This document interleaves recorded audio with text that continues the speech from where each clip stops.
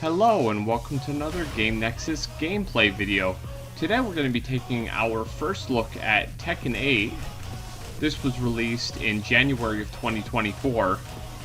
This will be my first bunch of gameplays here. And as you can see, there are a lot of different characters in this game. I believe Eddie was just added recently, as far as I know. But a lot of the core characters are here. There's a few newcomers, but I'm going to just go ahead and play as Yoshimitsu for my first gameplay.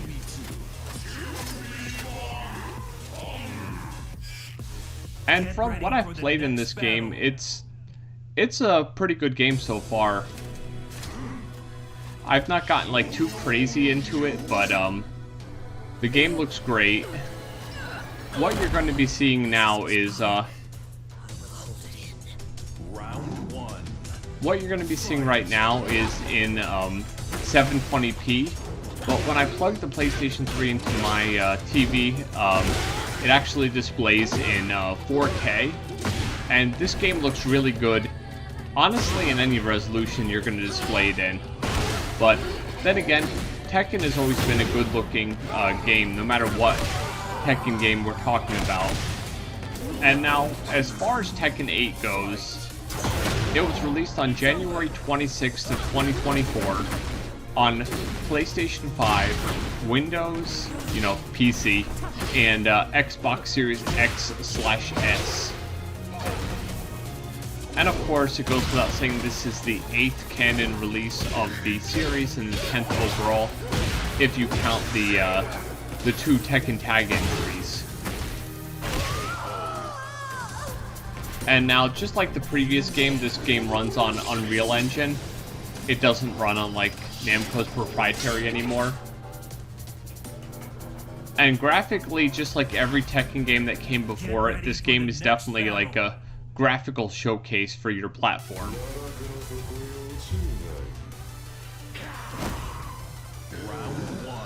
And now here's Devil Jin, who was really showcased in Tekken 5, but he's always been a character ever since then. And now, as far as they're saying here, the game tests were held in October of 2023 for initial stability, and there have been several characters in the season pass that have been released already. As I said, Eddie Gordo, I think, was one of the latest characters.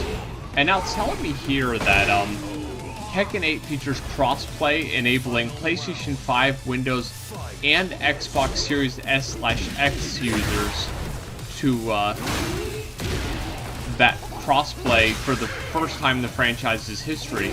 And honestly, I did not know that that was something they did. But then again, how do I want to say it?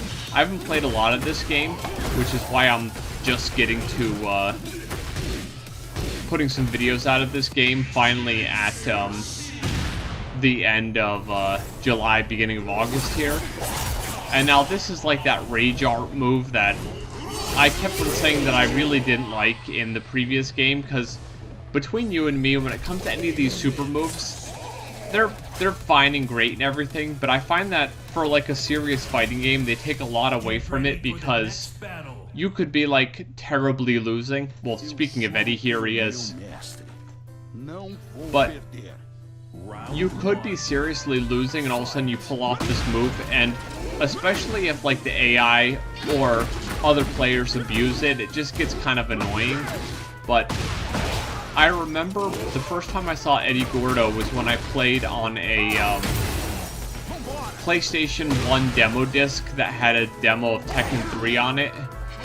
And I think it was Eddie Gordo and Ling Xiaoyu were the two playable characters on that. And I always remember that demo that I played way back when. Definitely one of those things that you always remember, I really didn't play a lot of the original Tekken games back in the day. I don't remember there being many arcades that actually had them. So, playing them on PlayStation was pretty much my first experience with really Tekken in general.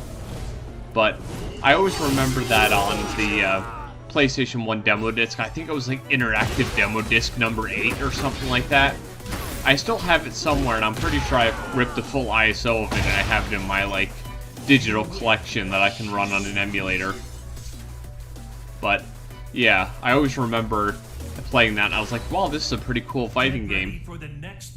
But definitely have to say that whole crossplay thing is really cool. But yeah, when this runs on my TV downstairs, it's running in 4K, 120 Hertz mode, and everything looks really sharp. And even when I was playing this for this gameplay, it looked really good just playing it on 720p mode. So regardless, I think it's the Unreal 5 engine. It just scales really well regardless of how high or how low you're running it. And of course, Lars here was from Tekken 6 Bloodline Rebellion, as was Elisa. She was the added character in as well. Because that's what Tekken always tends to do, is they always like add certain characters for like their latest version of the game. Because I remember the big thing for Tekken 7 Fated Retribution was Akuma being added. Get ready for the next battle. And I know, speaking of Elisa, here she is, but Round 1. But I remember that being a really big deal when Fated Retribution was announced, and you saw that trailer where Heihachi fights Akuma, and it's one of those things you never expected.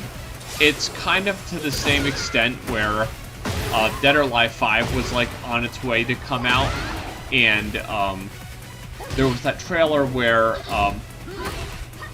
Akira Yuki just all of a sudden appears and starts fighting the characters, and it's really cool.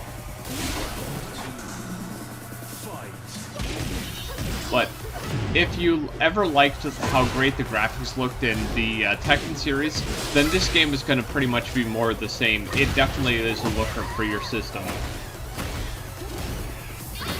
The only time you're probably not going to have the game look so great is if, let's say, you're running out on a really low-end PC, or maybe if you're running out on an Xbox Series S, the lower-end version that looks like a speaker.